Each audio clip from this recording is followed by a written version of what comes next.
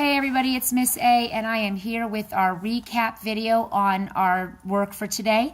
We did work on attributes of 2D shapes and specifically triangles. We learned that the attribute for triangles that we were supposed to be focusing on are angles. So we know that there's always 3 angles in a triangle. The angles can look like many different things. They could look like an acute angle, which is smaller than 90 degrees, obtuse angle, which is greater than 90 degrees, or a right angle, which is exactly 90 degrees. Now, they don't need to know the measure of the angles today. That's not what we're focusing on. We'll do that later in the year. What they need to know today is how can I recognize these different types of angles. So this is what we did today. All the children were given they were given 3 triangles, and they were to draw around the angles. So they were to identify where the angles are, and we went ahead and numbered them. And then what we are to do is we are to investigate each one of the angles. So I actually separated, my magic there, I separated each of the angles. Now, I showed them a sticky note method. We may not have a sticky note available on the test, but I did show them how they could do it with paper.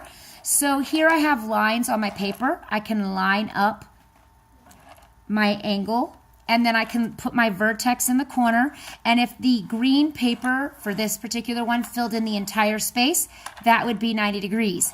Since it is inside my line here, that means that it is acute or less than 90 degrees. So angle 1, and I'm going to label it, angle 1 is an acute angle. And I'm also going to label it on my paper, acute. And you're to do that for each of the angles. So I'm going to go ahead and do that for angle 2 now. And then I will show you how I also did it with a sticky note. So here is angle 2. Let me go ahead and number angle 2 so I don't get it confused. And you see there's my triangle pieces. So here's angle 2. I would do the same thing. Here's my vertice. I would place my vertice in the corner. And as you can see, the entire area is green. So looking at this particular triangle, this is a right angle. I'm able to identify that also because it makes a perfect edge, much like a sticky note. You see how it's perfect edge? And I could do that. Or I could also do this, and I could see that if I put this in the vertex in the corner, that there is no purple able to be seen outside of this. And the green does not pass my sticky note. It's in a perfect corner. So that's kind of what we did with the sticky notes. So this one's right. Let me go ahead and label this one right. And let me go ahead and do that with my next angle. And this is what we did in class to really familiarize ourselves with the types of angles that are in each triangle type of right, acute, or obtuse. So this is angle 3.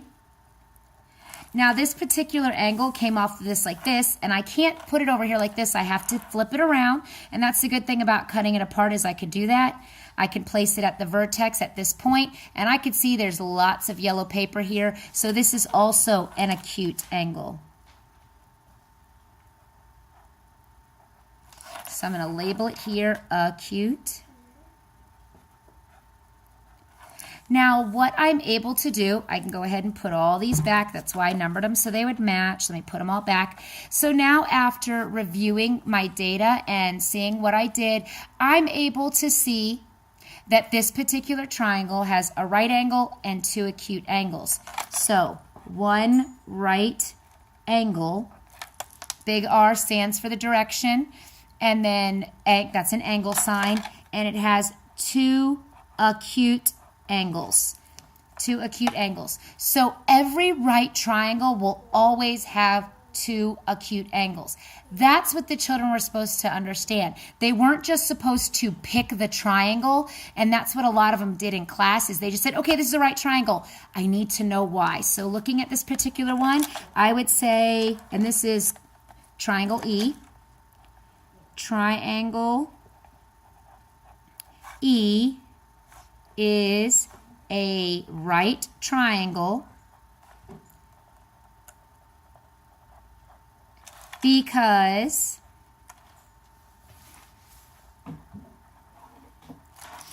it has two, well, let me spell that out since it's less than 10, two acute angles and one right angle. Now, the reason why we have to be able to do this is because they will get an assessment where the gentleman in the assessment has actually already sorted the triangles and the children have to figure out the way he sorted it. So that is really important to understand all the angles because each angle plays a part in the classification of the triangle. So that is what we did in class. They did do a foldable. It should be in their notebook. So let me give you an example here now. I'm going to get to a clean piece of paper so you can see kind of how it looks using just a sticky note or a piece of paper. So here I have a triangle, and the triangle could look like this. It could look like this. We have to realize that triangles look many different ways, and they can be turned different ways, and just because it's not turned a normal way doesn't mean it isn't that type.